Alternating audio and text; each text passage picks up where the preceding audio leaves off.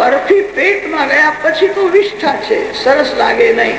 બરફીને જીભ ઉપર રાખો છો, એ ગળામાંથી નીચે ઉતરે છે ત્યારે 2-3 મિનિટ સુખ થાય છે, બહુ સરસ છે. પેટમાં ગયા પછી તો વિષ્ઠા છે, પેટમાં ગયા પછી સરસ લાગે નહીં, ડબ્બામાં હોય ત્યારે સરસ લાગે નહીં. ઇન્દ્રિય અને વિષયનો સંબંધ થયા પછી થોડો સમય સુખનો ભાસ થાય. એ સુખ ક્ષણિક છે, પરિણામમાં દુઃખ આપનારું છે. મનને વારંવાર સમજાવો. જે પ્રત્યેક ઇન્દ્રિયથી ભક્તિ કરે છે એને મરતા પહેલા મુક્તિના જેવો આનંદ. તસ્માદ ભારત સર્વાત્મા ભગવાન હરિરીશ્વર શ્રોતવ્યા કીર્તિતવ્યશ્ચ ધ્યેયઃ પૂજ્યશ્ચ નિત્યદા.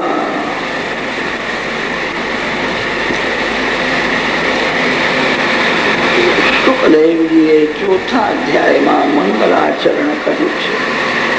પરીક્ષિત રાજાનો પ્રશ્ન છે, આ જગતની ઉત્પત્તિ કેવી રીતે થાય છે?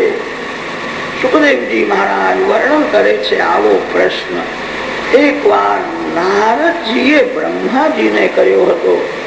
બ્રહ્માજીએ નારદજીને જે કથા સંભળાવી તે કથા છે.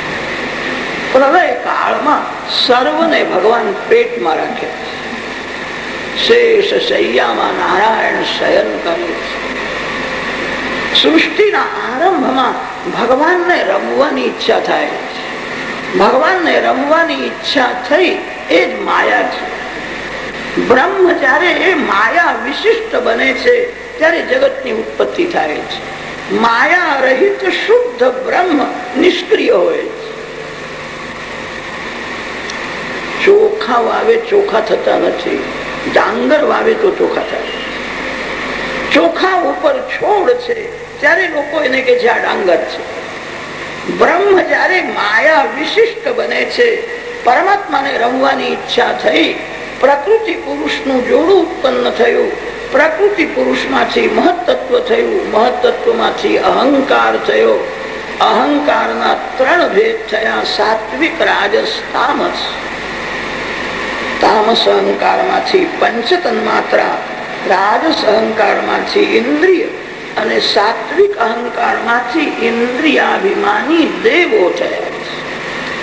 આ બધા તત્વો કેવલ ભગવાનના સંકલ્પથી ઉત્પન્ન થયા છે. આ સંકલ્પ સૃષ્ટિ છે. મહત્તત્વ કેવી રીતે થયું, ઇન્દ્રિયો કેવી રીતે ઉત્પન્ન થઈ, ભગવાને સંકલ્પ કર્યો. આ 24 તત્વ સંકલ્પથી ઉત્પન્ન થયા છે. પછી તો ભગવાન નારાયણના નાભીમાંથી કમળ ઉત્પન્ન થયું. કમળમાં બ્રહ્માજી પ્રગટ થયા. બ્રહ્માજી વિચાર કરે છે જે કમળમાં હું બેઠો છું એનું મૂળ ક્યાં છે શોધવાનો પ્રયત્ન કર્યો, ખબર પડી નહીં. તે સમયે બ્રહ્માજીના કાને 16મું અક્ષર આવ્યું, 21મું અક્ષર આવ્યું. 16મું અક્ષર ત છે અને 21મું અક્ષર પ છે. તપ તપ તપ એવી આકાશવાણી બ્રહ્માજીએ સાંભળી. 100 વર્ષ સુધી બ્રહ્માજીએ ઓમ નમો નારાયણાય, ઓમ નમો નારાયણાય, ઓમ નમો નારાયણાય મહામંત્રનો જપ કર્યો, તપ કરો. જ્યારે બ્રહ્માજીને ભગવાનના દર્શન થયા, ભાગવતમાં લખ્યું છે 100 વર્ષો સુધી બ્રહ્માજીએ તપ કર્યું ત્યારે નારાયણના દર્શન થયા. કેટલાક લોકો 5-10 વર્ષ ભક્તિ કરે છે, પછી વાતો કરે છે હજુ કઈ ભગવાન દેખાતા નથી. બ્રહ્માજી 100 વર્ષ ભક્તિ કરે છે. કેટલું ધૈર્ય છે! ભક્તિ કરવાથી પાપનો નાશ થાય. મન બહુ બગડેલું છે તે ધીરે ધીરે મન શુદ્ધ થાય છે. મન કોઈનું જલ્દી શુદ્ધ થયું નથી. મન શુદ્ધિ વિના પરમાત્માનો અનુભવ. ભક્તિ વ્યર્થ જતી નથી. ભક્તિ કરવાથી વાસનાનો વિનાશ થાય. પાપનો વિનાશ થાય, બગડેલું મન ધીરે ધીરે શુદ્ધ થાય. માનવને ખબર નથી મારું મન કેટલું બગડ્યું છે. મન જેટલું બગડ્યું છે એટલું જગતમાં કઈ બગડ્યું નથી.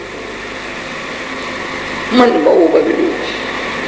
તમારા મનને વારંવાર તમે જુઓ. બ્રહ્માજીએ 100 વર્ષો સુધી તપશ્ચર્યા કરી ત્યારે નારાયણના દર્શન થયા. પરમાત્માએ સૃષ્ટિના આરંભમાં બ્રહ્માજીને 4 શ્લોકોમાં ભાગવતની કથા સંભળાવી. એને લોકો ચતુશ્લોકી ભાગવત કહે છે. અહમેવાસમેવાગ્રે નાન્યત્યત સદસત પરમ પશ્ચાદહમ યદેતચ્ચ યો વશિષ્યેત સોસ્મ્યહમ. આ જગત નહોતું ત્યારે ભગવાન હતા. જગત દેખાય છે ત્યારે ભગવાન બધામાં મળેલા છે. આ જગતનો વિનાશ થયા પછી પણ ભગવાન વિરાજશે. ભગવાન વિના જે કઈ દેખાય એ જ ભગવાનની માયા છે. ભગવાન છે પણ દેખાતા નથી એનું કારણ માયા છે. માયાની 2 શક્તિ છે, આવરણ શક્તિ અને વિક્ષેપ શક્તિ. માયાની આવરણ શક્તિ ભગવાનને ઢાંકી રાખે છે.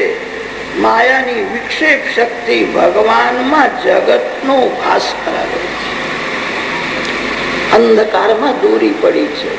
અંધકાર દોરીને ઢાંકી રાખે છે અને અંધકાર જ દોરીમાં સર્પનો ભાસ કરાવે છે. સર્પ નથી પણ દેખાય છે. દોરી છે પણ દોરી દેખાતી નથી. ભગવાન છે પણ ભગવાન દેખાતા નથી. એનું કારણ માયા છે.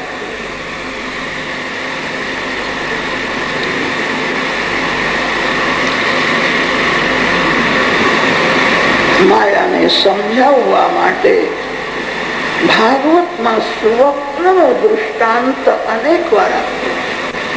સ્વપ્નમાં ઘણું દેખાય છે. સ્વપ્ન જોનારો એકલો સાચો છે. સ્વપ્નના બધા દૃશ્ય પદાર્થ સત્ય નથી. સ્વપ્ન કાળમાં સ્વપ્ન જોનારને પોતાનું અજ્ઞાન થાય. સ્વરૂપનું અજ્ઞાન થાય ત્યારે સ્વપ્ન દેખાય. મેં એવું સ્વપ્ન જોયું કે હું જંગલમાં ગયો છું. હું તો ઘરમાં છે. હું જંગલમાં ગયો જ નથી. સ્વપ્નમાં એવું દેખાયું. સ્વપ્નનું જંગલ સાચું નથી. સ્વપ્નના જંગલમાં જે પુરુષ ગયો છે પણ સત્ય નથી. સ્વપ્ન કાળમાં સ્વપ્ન જોનારને પોતાનું અજ્ઞાન હોય છે અને તેથી સ્વપ્નની સૃષ્ટિ ઉત્પન્ન થાય છે. ખોટું સ્વપ્ન પણ સુખ દુઃખ આપે છે. સ્વપ્નમાં ₹1,00,000 2,00,000 રૂપિયા મળી જાય તો સુખ થાય છે. કદાચ કોઈએ સ્વપ્નમાં જોયું વાઘ મારા પાછળ પડ્યો છે, દુઃખ થાય છે. સ્વપ્નનો વાઘ ખોટો અને સ્વપ્નના રૂપિયા ખોટા. ખોટું સ્વપ્ન સુખ દુઃખ આપે છે. માયા ખોટી છે એ માયા જીવને સુખ દુઃખ આપે છે. રાજાએ પ્રશ્ન કર્યો છે, માયાનો જીવ સાથે સંબંધ કેમ થયો, ક્યારથી થયો? રાજાના પ્રશ્ન બરાબર નથી. ખોટી માયાનો જીવ સાથે સંબંધ પણ ખોટો છે.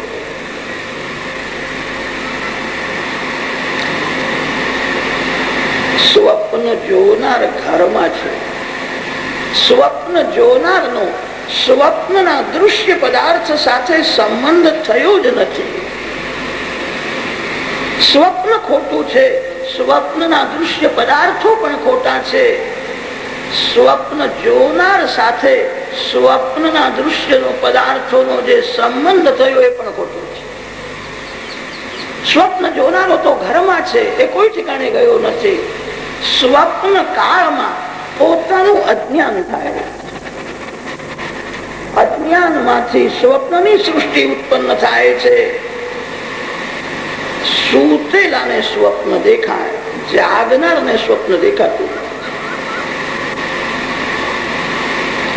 સૂતેલાને સંસાર દેખાય, જાગનારને ભગવાન દેખાય. પરમાત્મા શ્રી કૃષ્ણ જયારે પ્રગટ થયા છે ત્યારે આખું જગત ગાઢ નિદ્રામાં.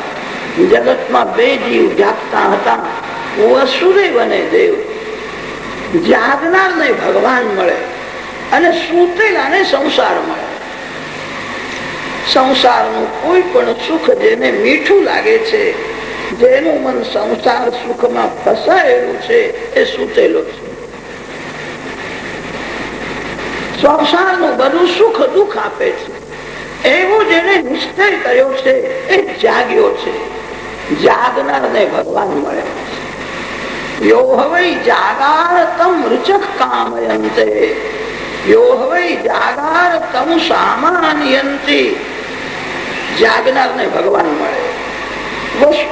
દેવકી જાગતા હતા, એમને પરમાત્માના દર્શન થયા. જાગો.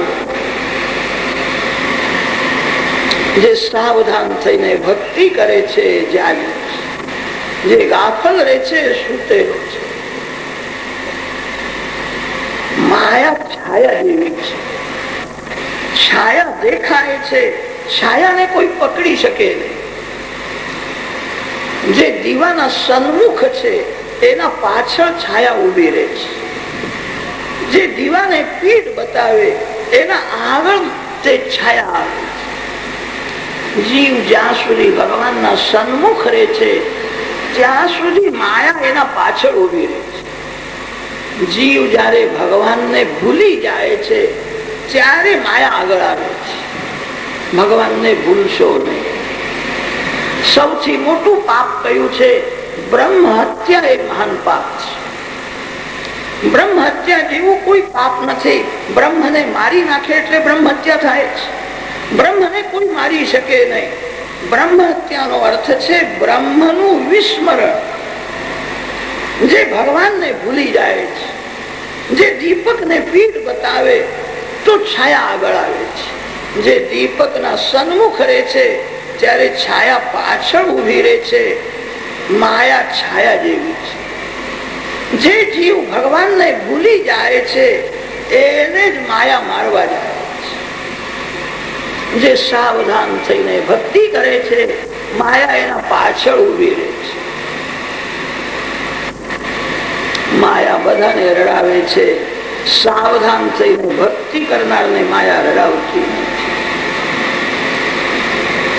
4 શ્લોકોમાં પરમાત્માએ ભાગવતની કથા બ્રહ્માજીને સંભળાવી.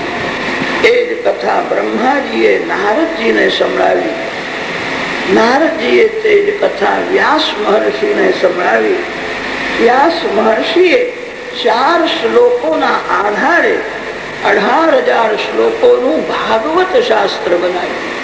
ભાગવત પરમહંસોની સંહિતા છે. સુખદેવજીએ એ જ કથા પરીક્ષિત રાજાને સંભળાવી છે. દ્વિતીય સ્કંધમાં પરીક્ષિત રાજાએ અનેક પ્રશ્નો કર્યા. સુખદેવજી મહારાજ વર્ણન કરે છે, રાજન તમે જેવા પ્રશ્ન કરો છો એવા પ્રશ્ન એક વાર વિદુરજીએ મૈત્રેય ઋષિને આવા જ પ્રશ્નો કર્યા.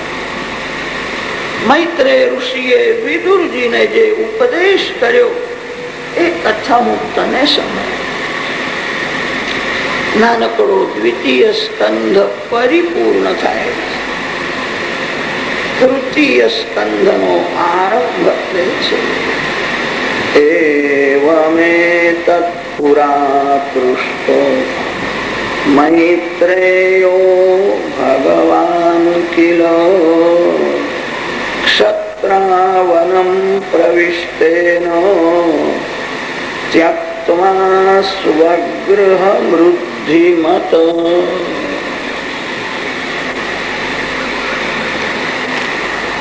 તૃતીય સ્કંધના આરંભમાં પરીક્ષિત રાજાએ પ્રશ્ન કર્યો છે.